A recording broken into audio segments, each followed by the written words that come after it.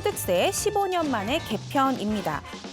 정부가 매달 근로자의 월급에서 떼는 이 근로소득세를 놓고 과세 체계를 개편하겠다라는 개편안을 검토 중인 것으로 알려졌는데요. 기획재정부는 이달 말 그 세법 개정안 발표를 두고 현행 소득세 과세표준 구간 조정을 포함한 소득세 개편 방안을 논의하고 있습니다. 네. 정부가 소득세 개편안을 검토하는 것은요, 지난 2007년 이후 15년 만의 일입니다. 네, 소득세를 개편하겠다라고 했는데 15년 동안 유지한 거면 꽤 긴 기간이거든요. 이번에 개편하겠다고 한 그 배경은 뭐가 있을까요? 네, 정부가 15년 만에 소득세 개편을 검토하는 배경에는요, 진짜 물가는 계속 오르잖아요. 그에 반면에 서민층과 중산층에 적용이 되는 과세표준 구간은 그대로 적용이 되고 세율마저도 그대로 적용이 되다 보니까 사실상 증세가 이루어지는 현상이 발생했기 때문입니다. 정부가 그럼 소득세를 어떻게 개편하겠다는 거예요? 네, 그 소득세 과세표준 구간 자체를 상향하는 방안 또는 세율을 낮추는 방향 또 소득세액공제 혜택을 확대하는 방안 등이 논의되고 있는 것으로 알려졌는데요.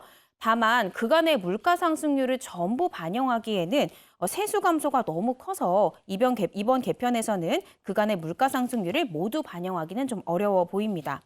앞서 그 15년 전인 2007년 과세표준 개편 당시에도요, 정부는 당시 물가 상승률을 모두 반영하지 못하고 과세표준 구간별로 물가 상승률에 못 미치게 조정을 했는데요.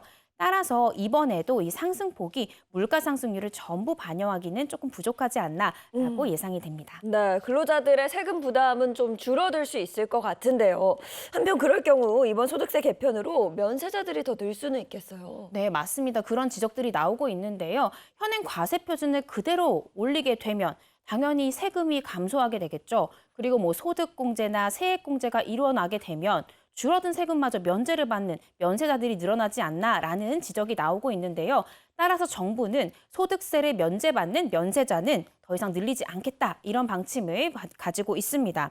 따라서 정부는요, 지금보다 소득세 면제자를 늘리지 않기 위해서 하위 과세표준 구간을 현행대로 유지하되 그 구간을 조금 더 세분화하는 방안 또는 더 낮은 하위의 과세표준 구간을 신설하는 방안 등을 검토하고 있는 것으로 알려졌습니다. 네, 이게 지금 저 15년, 20년 이렇게 전에 된 것들은 돈의 가치가 달라졌기 때문에 네. 그렇죠. 이런 개정은 좀 그 방향으로 가야 되는 것 같아요. 네, 그렇습니다. 네.